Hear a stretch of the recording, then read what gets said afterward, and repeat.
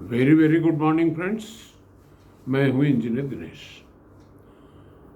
दोस्तों, चूंकि इस चैनल का मुख्य उद्देश्य एम्प्लॉयमेंट जनरेशन है, जैसा कि इसका मैं नामकरण कर रहा हूं, कई बार मैंने बताया है ट्रिपल ई।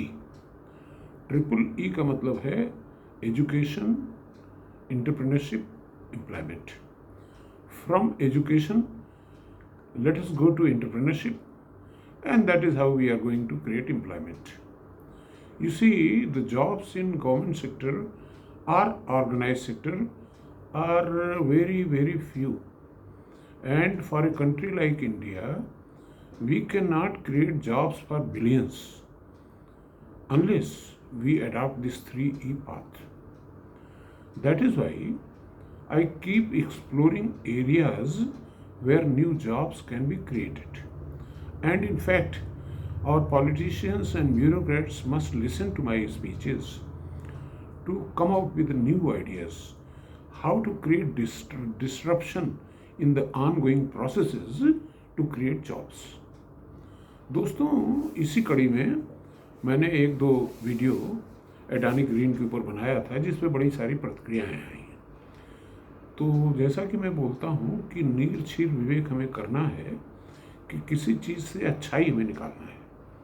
अच्छाई निकल करके ये आती है कि हमारे देश में solar panels from the very पूरा वर्टिकल इंटीग्रेशन करके बन रहे हैं विदाउट एनी इंपोर्ट कंपोनेंट। यानी कि सेल से ले करके पैनल तक सारी मैन्युफैक्चरिंग प्रक्रिया हमारे देश में संभव हो सकी है। और अभी तक 4 गीगावाट्स की एक यूनिट है, and that unit is going to expand to 10 gigawatts. जैसा कि मैंने बताया कि गीगावाट्स का मतलब होता है 1000 मेगावाट। अभी तक ऊर्जा को हम लोग मेगावाट में नापते रहे, लेकिन सोलर वालों ने बड़ा अच्छा किया कि गीगावाट अडॉप्ट कर लिया। जबकि सोलर की कैपेसिटी, जो सेल होता है उसकी कैपेसिटी बहुत कम होती है, उसके सेल्स वाट्स में होते हैं, लेकिन इकाई उन्होंने बहुत बड़ी चूज़ की, गीगावाट्स, यानी कि 1000 मेगावाट। तो 2027 में जैसा कि इनका कहना है कि 1000 megawatt, 10 gigawatt, that means 10,000 megawatts, and by 2030 they are going to get up to something like 30 gigawatts. That is enormous amount of solar panels we will be making in India. अच्छा, देखिए, मेरा सोलर एनर्जी में interest क्यों है?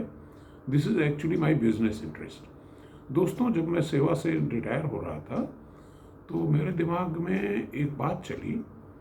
In fact the story was something like when Sushri Mayawati ji was the chief minister or in partnership with another party in UP. तो there was एक सम्मेलन हुआ बहुजन समाज पार्टी का। तो उसमें गांव से लोग और हरिजन बस्तियों से गए थे, और मैं एक गेस्ट हाउस में लखनऊ में रुका हुआ था। तो जब गेस्ट हाउस से मैं उतर रहा था तो नीचे देखा कि जो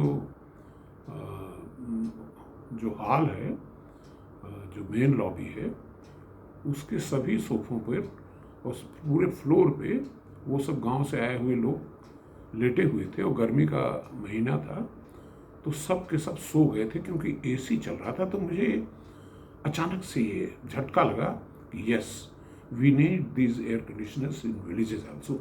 फिर मैं इस प्रोडक्ट की कल्पना करने लगा कि गांव में बिजली है नहीं, या अगर है भी तो कम गुणवत्ता की है, कभी हाई वोल्टेज कभी लो वोल्टेज, तो और बिजली चोरी के भी चांसेस रहते हैं गांव में काफ़ी। तो मेरे दिमाग में आया यार कि ऐसा किया जाए कि सोलर एसी डेवलप किया जाए। अच्छा, सोलर एसी तो है मार्केट में, लेकिन हाई कैपेसिटी के। मेरे दिमाग में ये चला कि आदमी सोता एक चारपाई एक बेड पे है, तो क्यों ना ऐसा सिस्टम डेवलप किया जाए कि एक बेड एसी बनाया जाए। उस चारपाई को चारों तरफ से किसी पतले मटेरियल से कंटेन कर दिया जाए और एसी की ठंडी हवा वहीं जाए, तो हमारी cooling requirement comes down to something like 0.25 tons. That means something like 250 watts. अब 250 वाट का सोलर पैनल लगाना कोई महंगी चीज़ नहीं है। उस समय महंगी थी, आज से 12 साल पहले।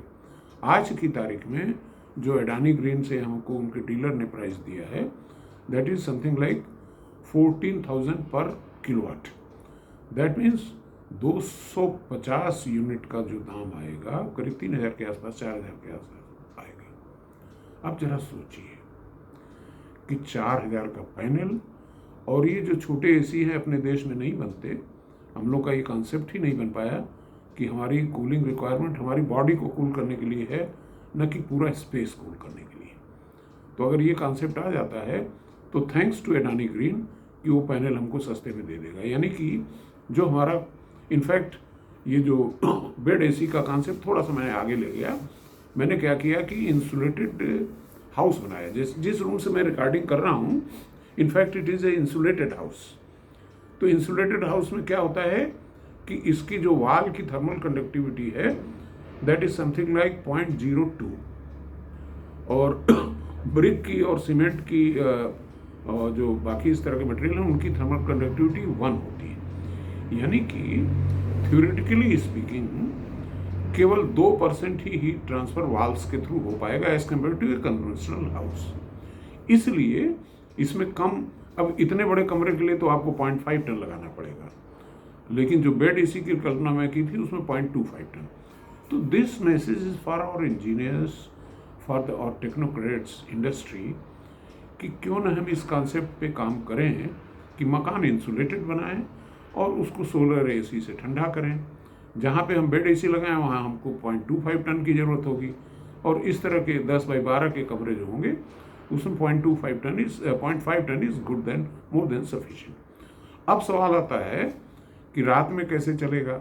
अरे भाई, रात के लिए ग्रिड पावर ले लीजिए, या आपकी क्षमता है तो फिर बैटरी भी लगा सकते हैं।